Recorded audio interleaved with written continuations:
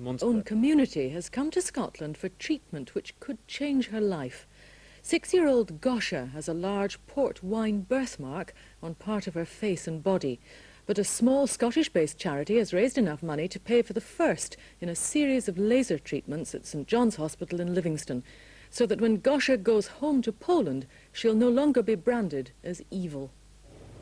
Setting foot on Scottish soil for the first time, Gosha Sizeska appears to be, and is, a perfectly healthy 6-year-old girl. But a lifetime of name-calling, humiliation and verbal cruelty has had tragic results. Her crime? A port wine stain covering her chin, neck and upper chest and back. Because of that, children and adults at home in Poland make her life a misery and have led her mother, once a plump, sociable woman, towards a nervous breakdown. Neither speaks English, but an aunt who now lives in Surrey speaks for them.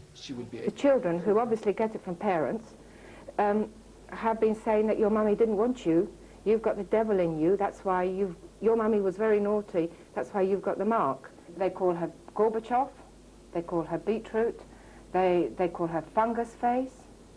I mean, children are children. She has her ups and downs, she cries, and nobody wants to play with her. If she does manage to find a friend, that friend has to be bribed. And things were very difficult in Poland up to a year ago, and the mother had to deprive herself of food to bribe a child to come and sit and eat with Gosha, so that Gosha didn't feel completely left out. What really struck me about this whole thing was last year I was there, and I wanted to buy her a doll, and she said she wanted a black doll. And I said, well, what do you want a black doll for? And she said, because I wish I was black. And it really hit me, because I thought, well, my daughter's perfect in every way, and so is she, apart from her face, so why is her mind so disturbed? After a quick patch test, a tunable dye laser reduces the colour pigmentation gradually over 6 visits, a month and a half apart. Because Gosha's mark is so large, each session will take an hour and a half and will need a general anaesthetic every time. Initial assessments, though, look promising.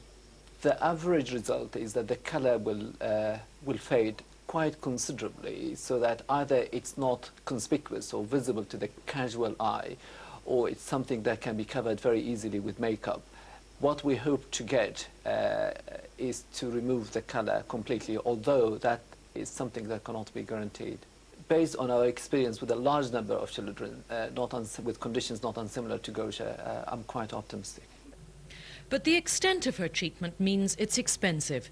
The Fife-based National Disfigurement Guidance Centre have raised enough money to pay for only the first of her treatments.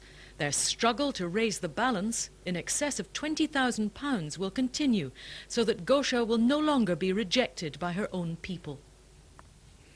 And if you want more information about Gosha, or need advice yourself about birthmarks, you can contact the Disfigurement Guidance Centre by writing to P.O. Box 7, that's in Cooper, Fife.